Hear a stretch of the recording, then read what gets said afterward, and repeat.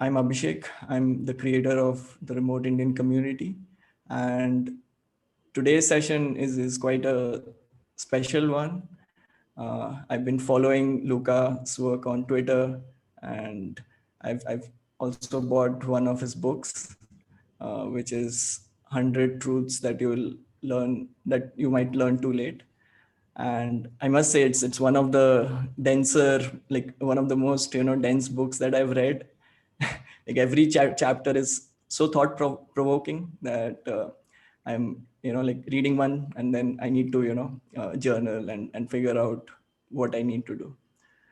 So today's session, obviously, it's more focused. We are primarily focusing on ergodicity, a mental model that I feel is very useful for people like us in the community who are making money on the internet.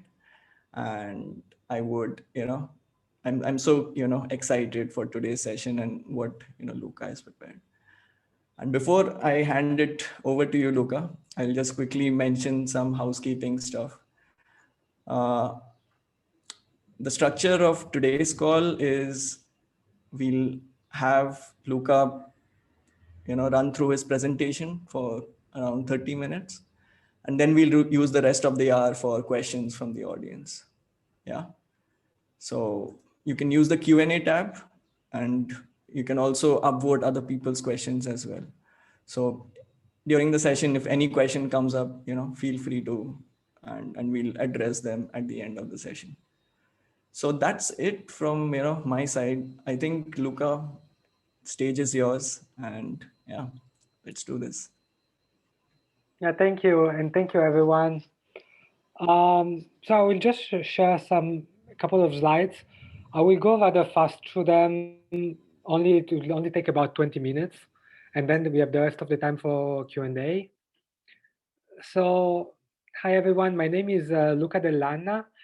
I'm a management consultant and author of 7 books. And the 6th book is Ergodicity. And ergodicity is one of the most important concepts that you can learn about business and about personal life.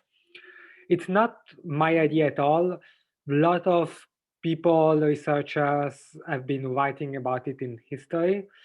The most famous person that is writing about it right now is Ole Peters and Alexander Adamou. Uh, but they tend to write about it from a very mathematical point of view. And instead, I think that that ergodicity doesn't have to be mathematical. It's a very intuitive concept that has very practical applications, in particular for business. And so today I will not go into the detailed part, into the mathematics. I will skip that, and I will just focus on the very practical information that are useful for business. And the way I begin my book is with the example of my cousin, who used to be professional skier, and when he was very young, he was the first time I saw him skiing, he was 4 years old, I think, very fast. Then he began doing races, and then he even made it to the World Championships for his age bracket. And then one day, he broke his leg, and then one and a half year later he broke it again, and then before he was 20 years old he had to retire from professional skiing. And one lesson that I learned from him is that it's not the fastest skiers that become the world champions, but the fastest ones of those who survived. And this is one principle of ergodicity, is that performance is subordinate to survival. And not only I'm making the banal point that, of course, to perform, you need to survive. Of course, to have a successful business, the business doesn't have to be bankrupt. But here I'm making the point, much more important, that survival is even more important than performance. And I will show you why I will show you with some numbers what I mean. Take this example. There is a ski championship, and there are 10 races. And my cousin has a 20% chance of winning each race and a 20% chance of breaking his legs. And the question that I have for you is, how many races is my cousin expected to win on average during the championship? And I will just leave you like 5 seconds just to think it in your head.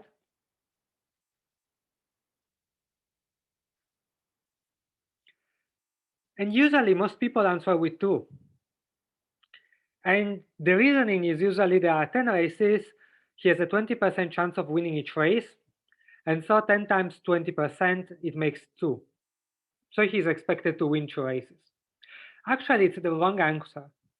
Because what happens is that in each race, he has a 20% chance of breaking his leg. And he can only participate to following races if he didn't break his leg before.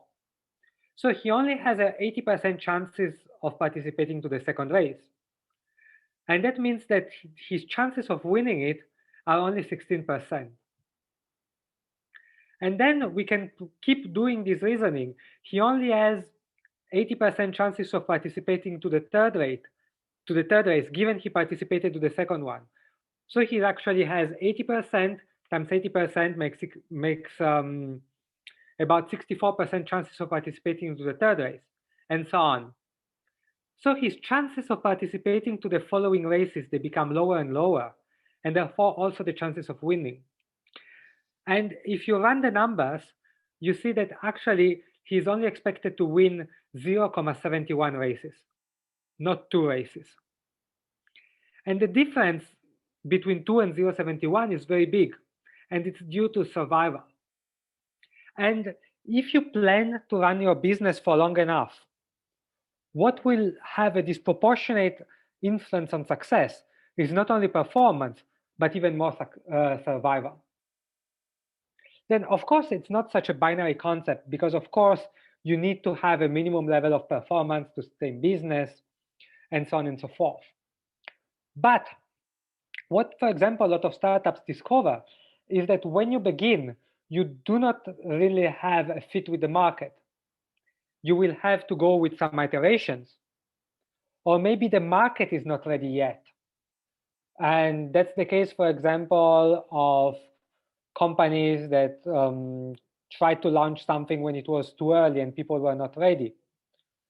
And a lot of time, what you need to do is to survive long enough so that you can be there when the market is ready, or that you can survive long enough so that you can make enough pivots or get enough customers feedback from the customers or connections from the customers so that you are there, so that you can get to the point in which you have the great idea in the right moment of time with the right people that know about it. And that's one of the application of ergodicity, is that survival matters more than performance, or that performance is subordinate to survival. That's my favorite way to see it. So let's see what's ergodicity. Ergodicity is the idea that there is a reversibility, and that whenever there is some irreversibility, then past losses absorb future gains. So for example, when my cousin breaks his leg, not only it means that he loses the current race, but it means that he loses all subsequent races. And whenever there is irreversibility, it means that you cannot use the expected value. So you cannot just say 10 races, 20%, I expect to win 2 races. You cannot use that average, but the real average will be lower in function of irreversibility. I make an example. Usually in a relationship, it can be a couple, a romantic relationship, or even with friends. The more time you spend with the other person, the deeper the relationship goes, and the more you build trust, and the more things you can do with the relationship. However, if one day you have a fight, which is that bad that it causes the other person to say, I don't want to see you anymore, then you lose the possibility of spending again time to make the relationship deeper again. So how deep will be a relationship with a person does not only depend by how much deeper it goes every time you meet, but it also depends whether the relationship survives, so that you can spend enough time in the relationship to make it deeper. Um, the same applies also with stocks, for example. So it's true that in general, stocks, they tend to go up over time. Over a long enough period of time, you will make money with stocks, most likely. However, there are also conditions which might cause you to exit the investment. For example, if you invest all of your money and then one day you need a big amount of money, maybe because you need to go to the hospital, and then you need to sell your stocks while they're down, maybe there is a crisis, then it means that when the stock rebounds, you will not get the rebound. And so the idea is that you only care about the average performance if you can stay long enough to grab the average performance. But a lot of times, if survival is at risk, if you cannot stay there long enough, you do not only care about the average performance, but you begin caring about other things, about variation and so on. And so, for example, to thinking about startups, you only care about the average return of startups if you can stay long enough to make sure that the average return of startups will also be yours up to a certain point. If you have, for example, a very, very small runaway, and it means that you need to get fit with the market within the next year, then it's a very different proposition. And your average success will be much lower than the average success of the market. Because other people, other startups, maybe they had 5 years, 10 years to stay in business and to get to the point in which returns really get interesting. So the basic idea of ergodicity is that whenever there is irreversibility, you cannot use the average returns. You need to think about something else. And we can turn this statement around by saying that to get the average returns, you need to think very carefully about survival, about staying in the business long enough, about staying in a relationship long enough, and so on and so forth. Now, a common comment that I get is, Luca, what you say only applies to the long term, but winning a race is about the short term. And for example, a skier can just risk it all to win that one race. Or an employee, yes, there is the risk of burnout, but he can just give it all for 6 months to get the very important contract or to get the promotion. That's a good question, but actually, what you see is that a skier that participates to a championship, that is good enough to participate to the world championship, is the result of years of practice, years of races, years of risks of injury. So if he was taking too many risks, if he wasn't be sure that he would be there for the long term, he would not even have gotten there. It's true that in one single instance, for example, you might want to work 18 hours a day for 1 month to get that very important contract.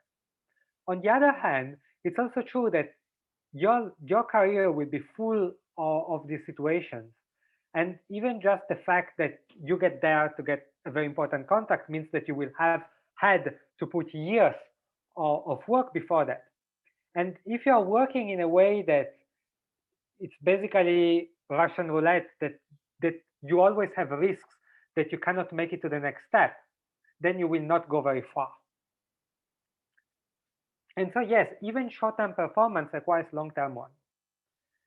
For example, the short-term performance required in getting a key customer requires the long-term performance of having built a product worth selling, of having learned the skills, of having made enough sales so that you learn how to sell correctly, and so on and so forth.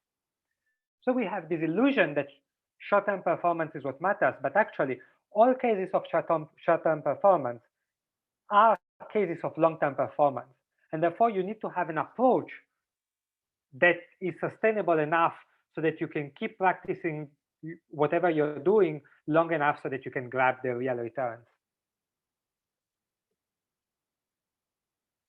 Yeah, so my rule of thumb is do not maximize growth, but maximize growth that conserves survival.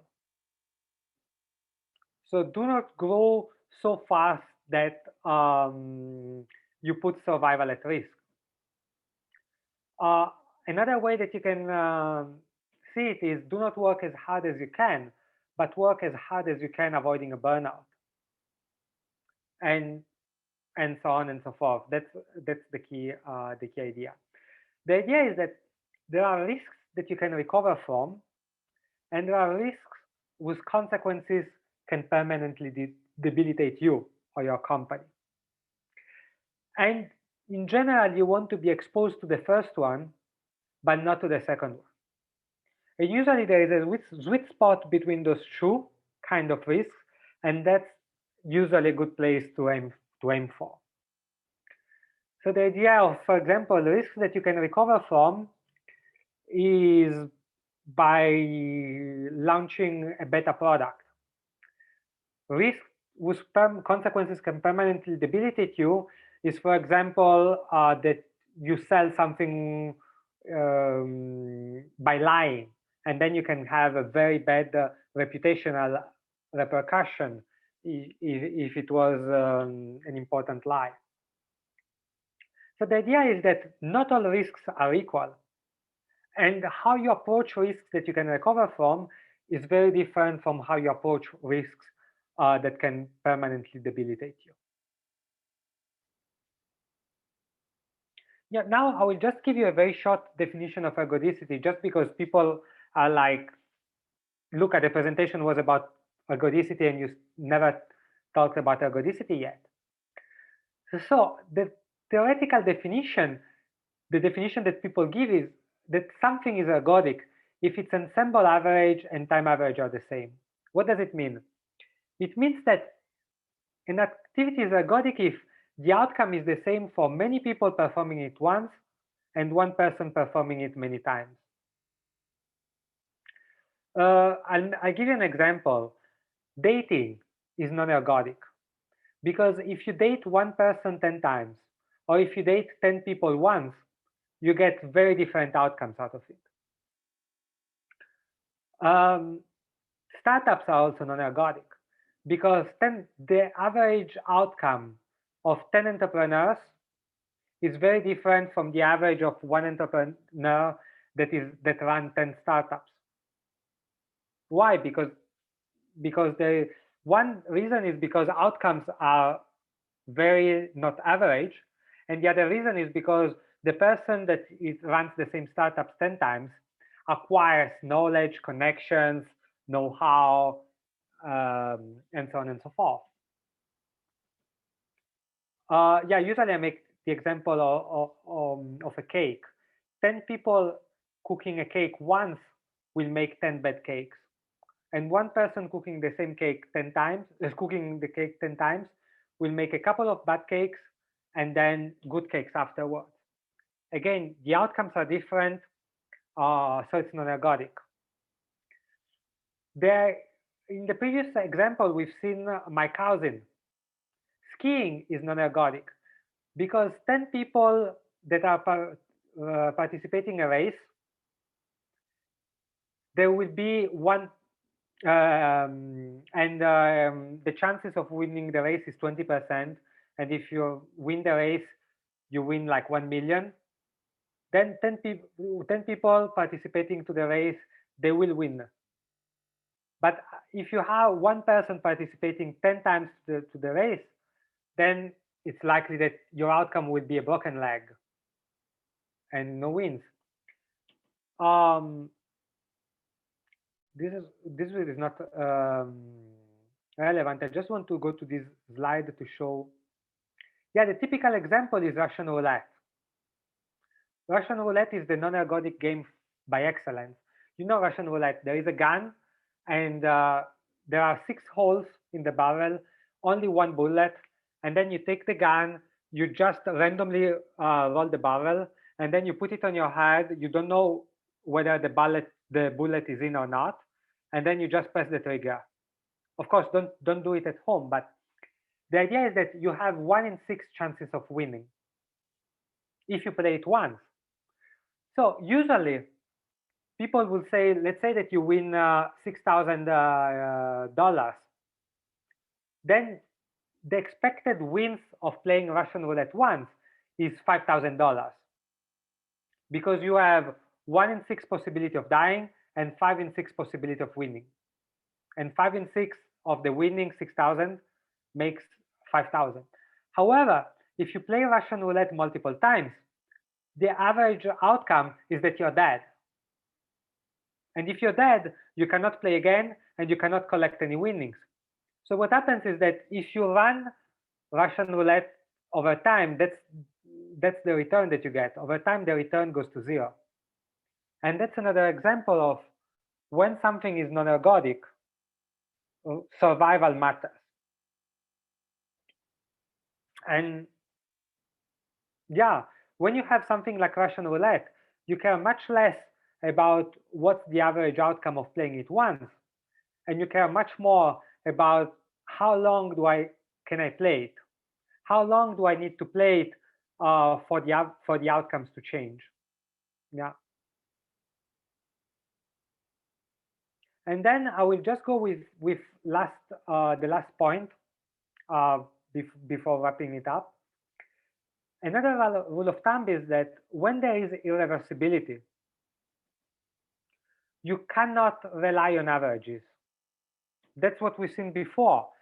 With the Russian roulette, there is a clear irreversibility. If the bullet hits you, then you're dead. And then you do not really care about the average winning. Another example that I usually make is that if you're taking a train to the airport, you do not really care about the average delay of the train. Because if the average delay of the train is 30 minutes, and then one day the train is 1 hour late, and that causes you to lose your plane, then the next time in which the train has 0 delay, you just get early to the airport. They will not give you a second plane ticket.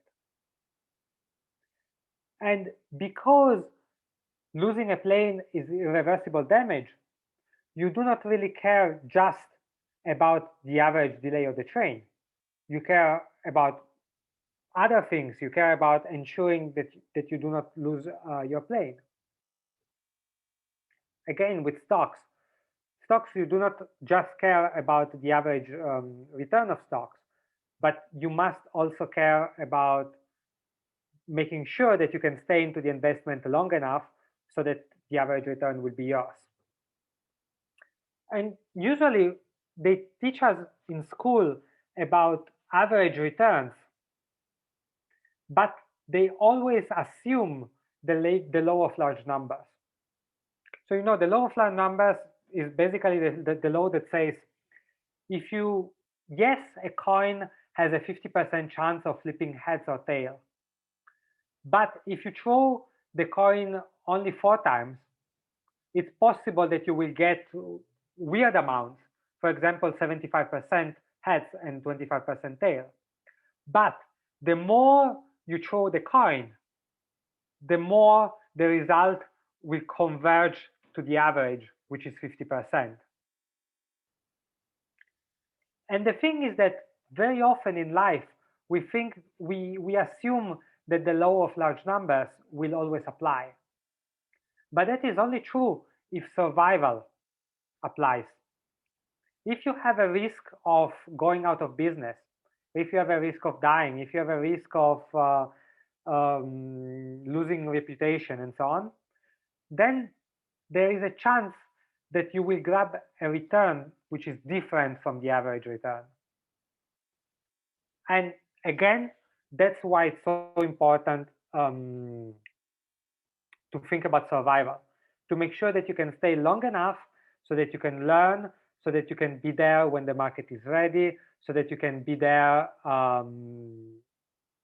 so that when the customers begin talking about your product, so that you can make enough pivots and so on and so forth. Yeah, this one we've seen it.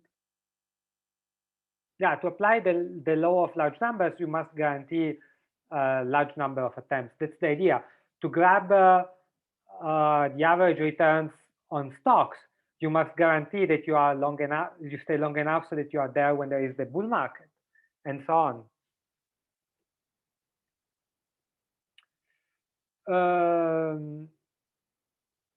Yeah, last thing is that ergodicity is not just a property of an activity, but also of who is playing it and how he's exposed to the activity.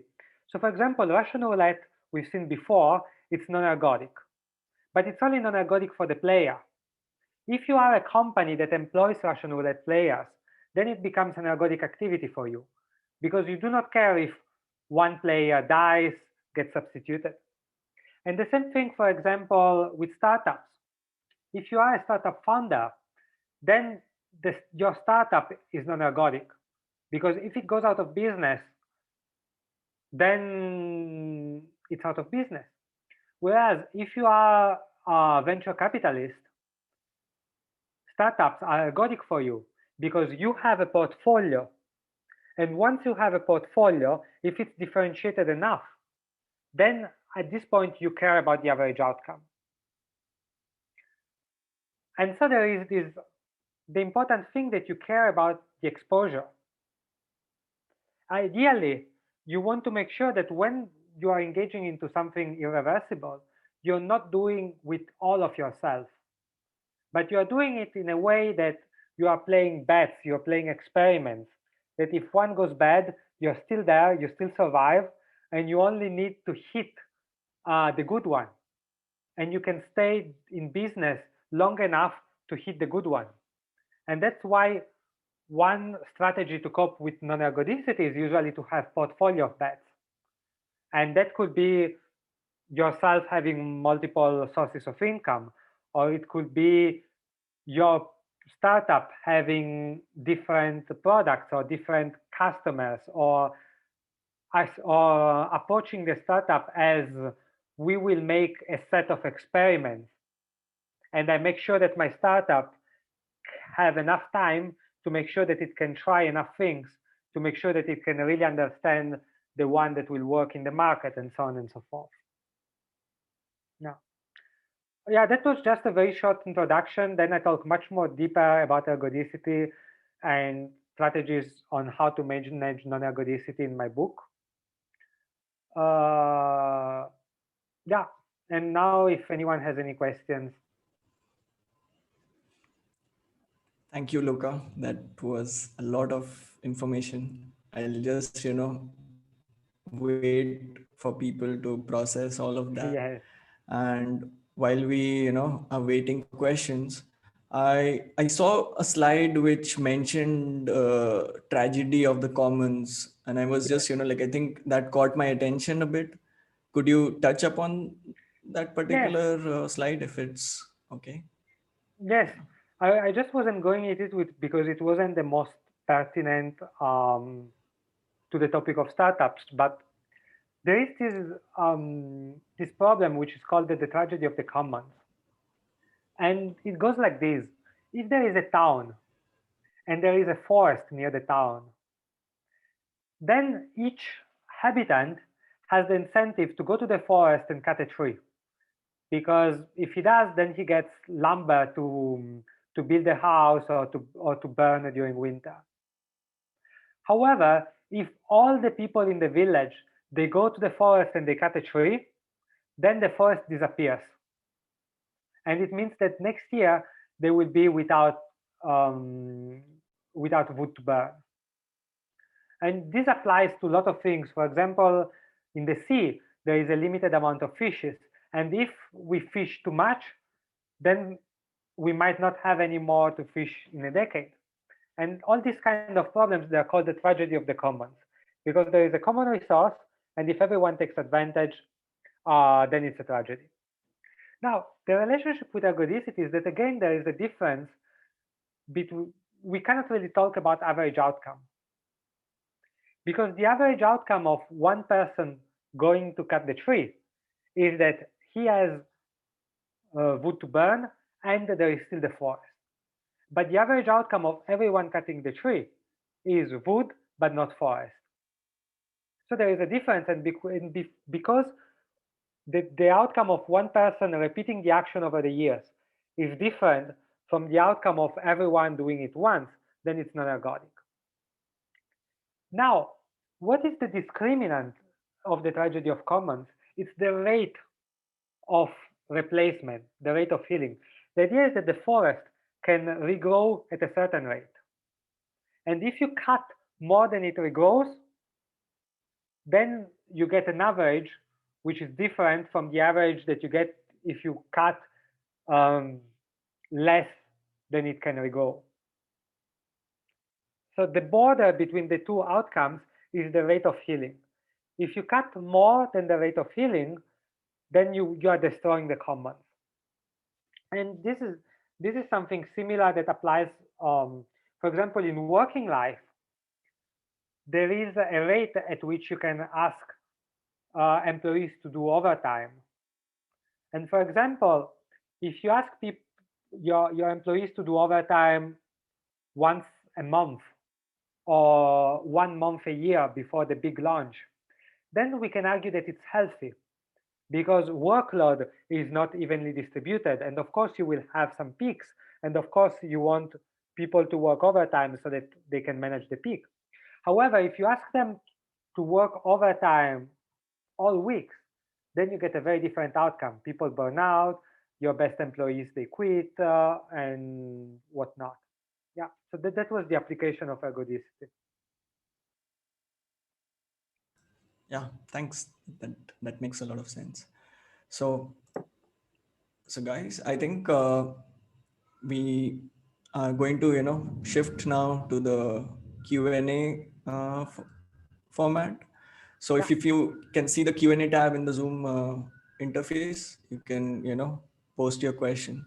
So I see one already from Varun, and I'll mention his question, speak his question out.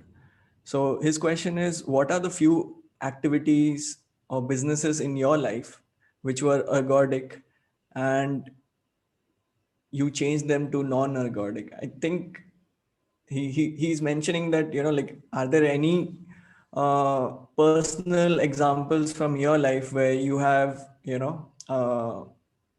used this mental model to in your favor, like in your for your benefit? Anything that comes to your mind? Yeah. yeah. So for Does that example, question? yeah, thank you. It's a good question. So for example, ergodicity has influenced very much my approach as an author. So as an author, I'm publishing like quite a good amount of books a year. I usually publish a couple of books a year. And one reason I'm doing it is because I know that average outcome of publishing a book are not the same. I cannot rely on every book to hit the average. There are books that, even if they are well written, maybe they don't resonate with the audience. And there are other books instead that they really resonate. And yes, one can make a bit of market research, talk with readers before you write the book and so on. But there is only so much that you can know. And therefore, as an author, I think that what's really important is that you keep being an author for long enough so that, one, you hit the book that resonates with the audience, and two, that your audience, maybe it changes over time, and you are there when you get the audience that can talk about your book with other people and so on and so forth. So my approach to writing is very much as, I'm not doing it for 1 year, I'm doing it for the next 20 years. And that different time horizon changes the way I approach it. And for example, it means that I try to write sustainably, like I really try to avoid burnout. It means I organize my finances so that I can keep doing that for long enough as it will take me um, to to get the success I deserve. It means um, it means recognizing that there are things on which I can take recoverable risks. For example, putting a new book out there. I mean, what's the worst thing that happens? If there is not enough sales, then it just means I need to survive enough. And on the other side, there are other risks I cannot take. For example, risk with my reputation. I can try talking about different ideas, but they need to be good ideas. I should never lie, because if I lie, then all my audience goes outside, and then I cannot write the next book. So that's some of the things I'm considering. So I I try to structure my life so that I can take as many risks as possible of the category which is reversible, and then I try to really avoid the irreversible risks. And just to go more about talking about companies, that's something that I'm trying like to advise with some companies that I work with. So there is a double approach. So one approach is to find all the reasons which might drive you out of business and avoid them, which seems intuitive enough, but a lot of companies are actually not really doing it. I'm talking about risks such as your key employee that is dissatisfied and leaves to make his own company, or yeah.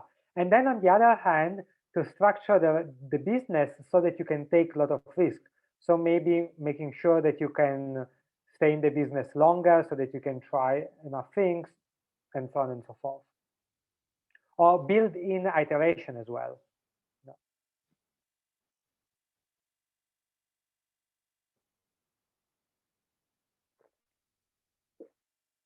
So I had a question from my end, and while we are waiting for more questions from the audience, Yeah.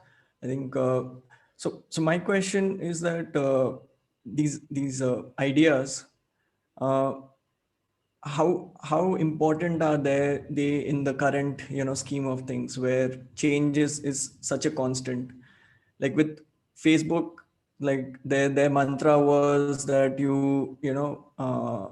move fast and break things, right? So is this ergodicity kind of not against their mantra, wherein like you're here trying to weigh the risks and making sure that you're not necessarily doing something which might ruin you for life? Does that question make No. sense, Luca? Yeah. Yeah. It makes sense. So again, it's about differentiating risks that you can take and are reversible, and risks which can damage you irreversibly. Okay. And you need to do like the approach is exactly is opposite on the two things. So Okay. the first kind of risk, the one that you can recover from, you actually want to do like Facebook, like break, make as many tentatives as possible, try, iterate fast, just do it and see what happens, and this kind of thing. And that's because if there is no irreversibility, then you act in you don't need to care about survival, about other things, and you can just care about getting the returns. Conversely, there are things on which consequences might be irreversible, and you should not do the approach there. But Facebook doesn't do it in these cases for a lot of those things. So, for example, Facebook is very careful about how it operates with regulators and with countries, because it recognizes that relationship with countries is some or with the regulators is something that if they break, they cannot recover from. Uh, Yeah, that's a interesting point that you brought up.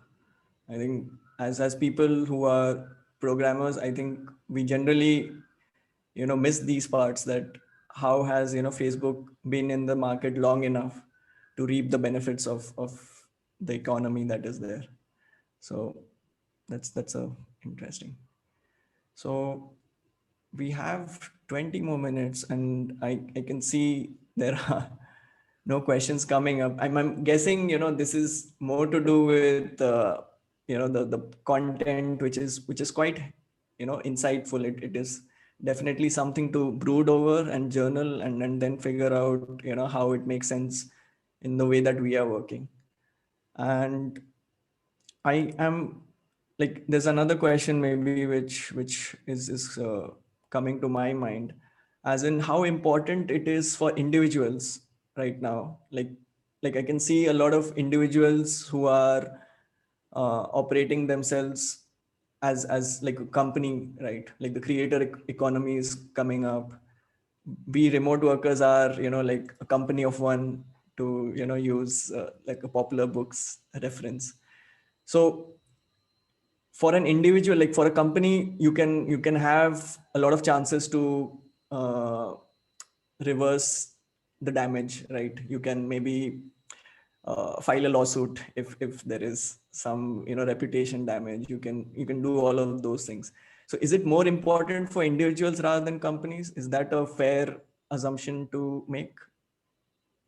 Yeah, I think so, especially because like you have only one life, whereas you can have more than one company.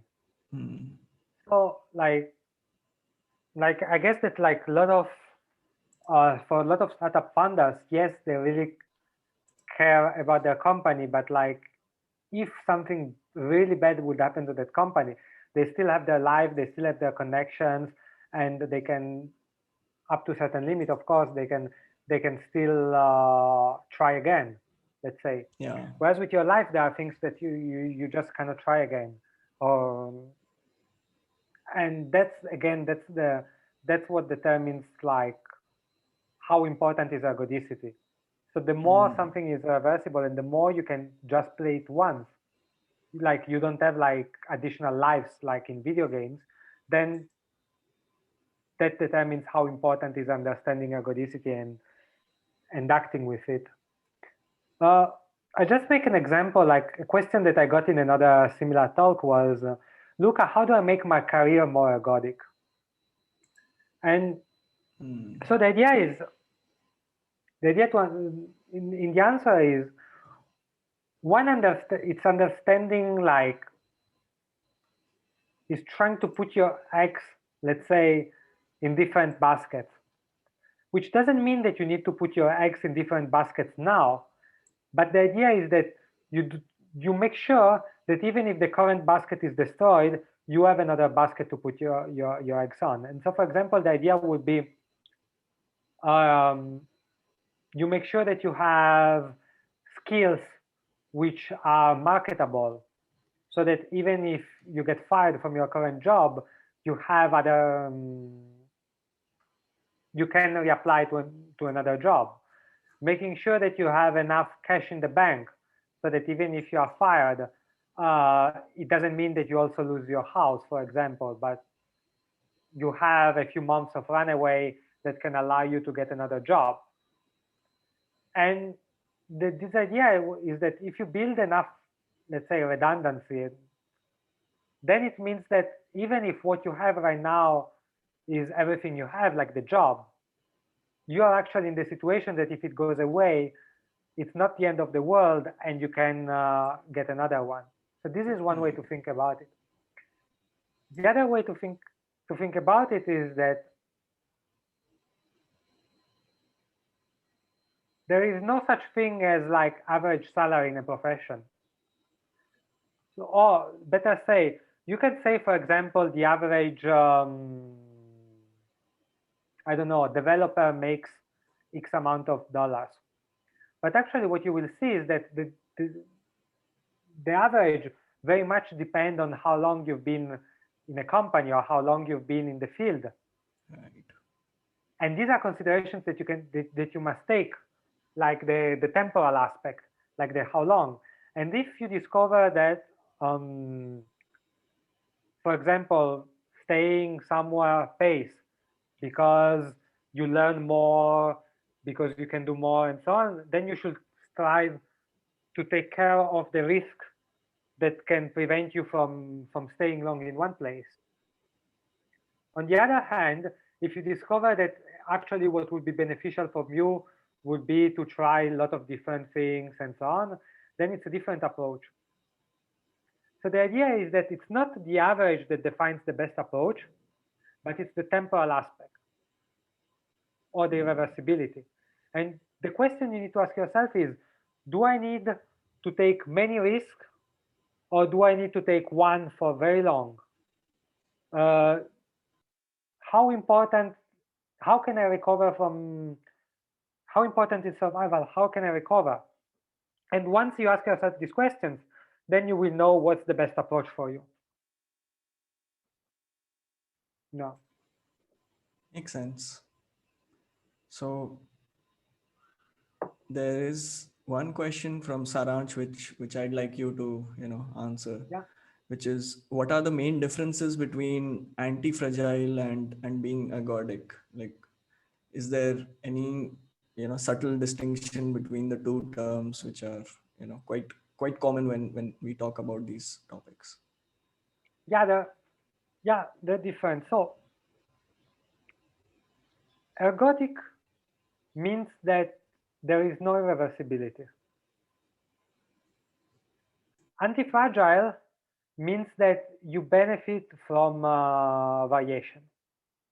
Means that if there is a problem, you get stronger.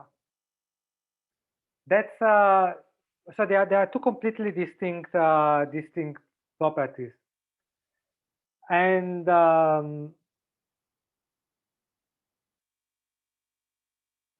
we can say that what the ergodic, the antifragile, is both ergodic from some point of view and non-ergodic from other point of view. So let me explain. So in theory, you want to be antifragile because the more you're antifragile, the more you can survive. And because you survive, then that makes you more likely to be long enough so that you can get benefits in the long term. So that in theory makes your activities more ergodic. On the other hand, antifragile also means that there are a lot of things which are irreversible, but also irreversible in the positive sense. So for example,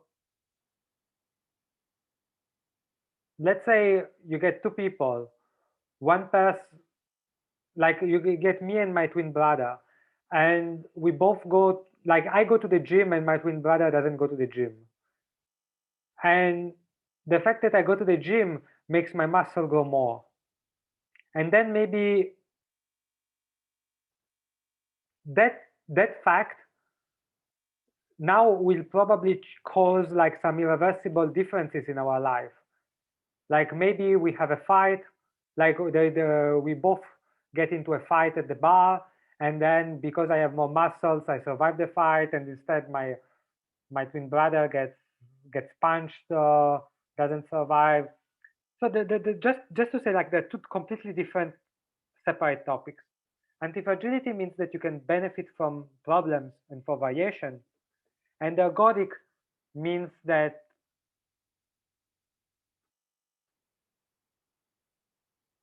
if you do something once, if you do something many times, you get the same outcome as if many people do it once. And ergodic is not necessarily something which is necessarily positive or necessarily negative. Uh, but you need to think about like what it means. So the fact, for example, that something is non-ergodic and the returns are not average, it's not necessarily bad or good. It depends, but it informs what you should do. Yeah. Yeah, fair enough. I think we kind of understood like the distinction between the two. So I feel that is in that is it for like the questions that we have right now. Luca, anything that you'd like to like have a shout out, or like share your Twitter profile, anything of that sort? You Yeah, can, I can I will post it just share my on the chat yeah, section. thank you. I will just share my contacts here. Yeah, I write a lot on Twitter, and then I have a newsletter which is at luca-dellanna.com. .com/newsletter. I publish right now. The next edition will be tomorrow. It's free. You can just subscribe and you will get it tomorrow. Yeah, here's my website and my Twitter. Awesome. And then Cool. I also have a course on anti-fragile organizations, on how to make your organization, your business more anti-fragile. And the next edition starts on the 10th of May.